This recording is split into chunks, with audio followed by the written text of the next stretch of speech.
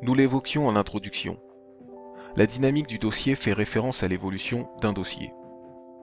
Dans ce chapitre, nous traiterons des opérations à effectuer par l'AL dans Gestal pour pouvoir effectuer un passage du dossier d'information au dossier conseil-litige, puis du passage du conseil-litige jusqu'en dossier d'intervention, jusqu'à sa clôture. Il est à noter que les vidéos qui vont suivre sont effectuées à partir de la base pré-prod. Ne soyez pas étonnés de voir certaines terminologies et fonctions anciennes illustrées dans ces démonstrations vidéo. Je suis conseiller litige. Un consommateur a rendu visite à l'association locale sans prise de rendez-vous et a évoqué son cas l'opposant à un organisme concernant un article non conforme à ce qu'il avait commandé. Je lui ai donné une première information. Je dois créer le dossier sur Gestal. Je procède donc aux consignes qui ont été dispensées dans la précédente formation.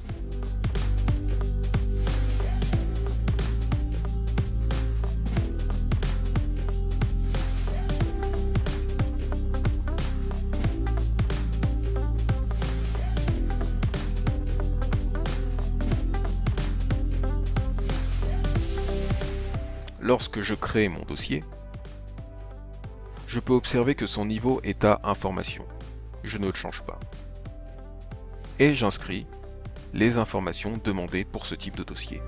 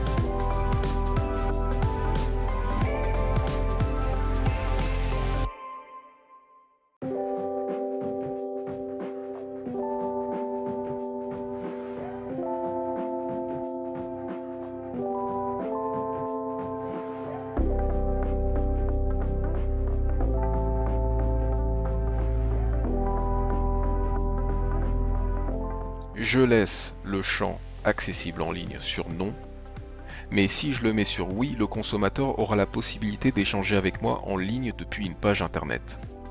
Nous avons eu l'occasion d'évoquer cette fonction dans la formation précédente. J'arrive à la page de présentation de mon dossier et je peux observer son état d'avancement depuis une frise chronologique. Je suis au niveau 1, dit niveau d'information. À ce stade du traitement du dossier, nous pouvons observer que la date de ma première réponse au consommateur est marquée.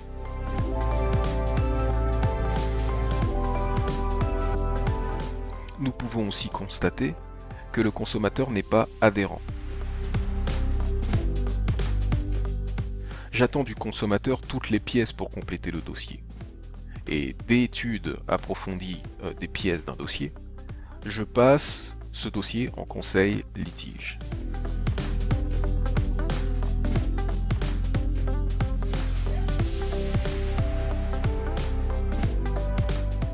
Dans ce type de dossier, le consommateur doit être adhérent.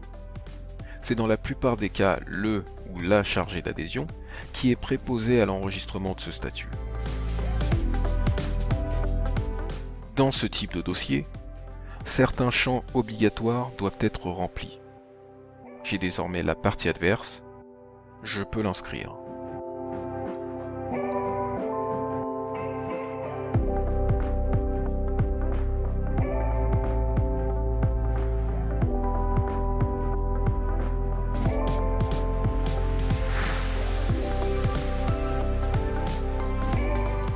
Je dois choisir la nature juridique du problème, le montant estimé de l'enjeu financier et le montant exact si j'ai l'information.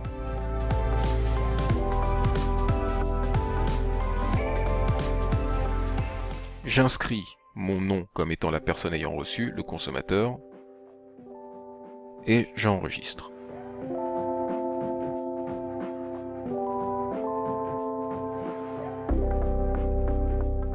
Nous observons que l'état d'avancement de mon dossier a évolué. La frise a changé de couleur, ce qui notifie que le consommateur est bien adhérent. D'ailleurs, la date d'adhésion est marquée ici. Je dois maintenant envoyer une lettre de signalement à la partie adverse. Et pour ce faire, je dois la générer à partir de l'onglet « Documents du dossier ». Je suis dans les documents du dossier. Cet espace est vide, pour l'instant. Je dois choisir mon modèle de courrier qui a été marqué comme courrier de signalement. Je sélectionne et je clique sur le bouton « Créer le courrier PDF ». J'expliquerai dans la seconde vidéo l'utilité de générer un document en ODT. Un onglet s'est généré près de l'onglet « Gérer mon gestal ». C'est mon courrier de signalement que je pourrais ouvrir, imprimer puis envoyer à la partie adverse. Dans le tableau document, je peux observer les références de mon courrier. J'ai d'ailleurs la possibilité de le renommer en cliquant ici. Je vais le modifier pour l'exemple.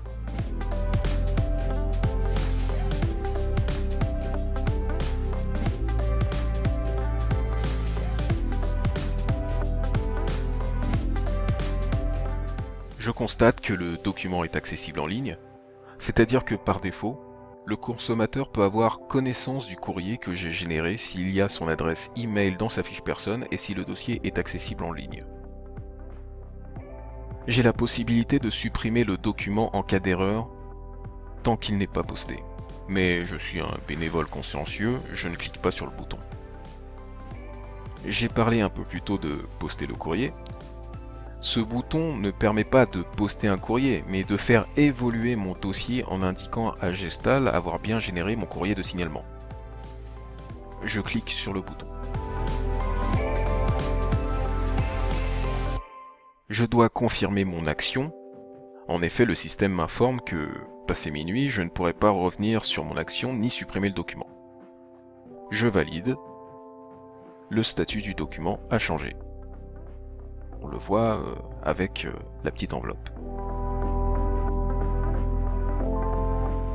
Et si je reviens dans la page de présentation du dossier, une étape a été franchie. Nous voyons sur la frise mon courrier de signalement avec la date marquée. Générer mon courrier de signalement a entraîné la création d'une alerte dans mes alertes. Alors là, je vais aller regarder. Et ça indique que si je ne reçois pas de réponse de la partie adverse d'ici 15 jours, je devrais faire une relance depuis l'onglet Documents. Il faudra que je sélectionne le courrier marqué comme relance et effectuer les manipulations qui ont été détaillées au cours de cette vidéo. Mais nous partons du principe que la partie adverse m'a répondu. Je dois intégrer sa réponse dans le dossier à partir de l'onglet Pièce jointe. En effet, c'est la prochaine étape pour faire évoluer mon dossier.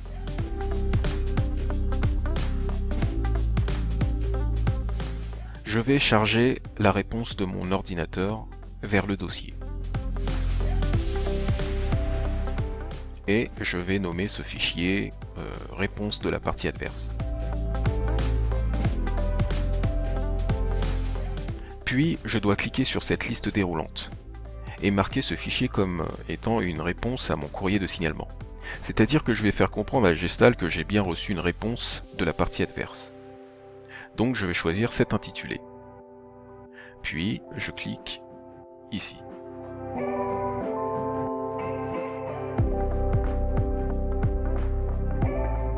La réponse est bien dans le tableau des pièces jointes. Je peux y observer la date de création, le type de document, qui est bien marqué comme étant une réponse à mon courrier de signalement, et je constate que le document est accessible en ligne par défaut.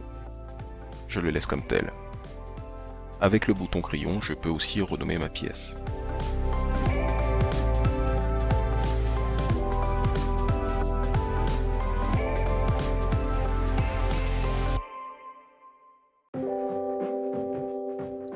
Si si je reviens dans la page de présentation de mon dossier, je peux observer que j'ai encore passé une étape, puisque la frise a évolué. La réponse au courrier de signalement a bien été marquée avec sa date.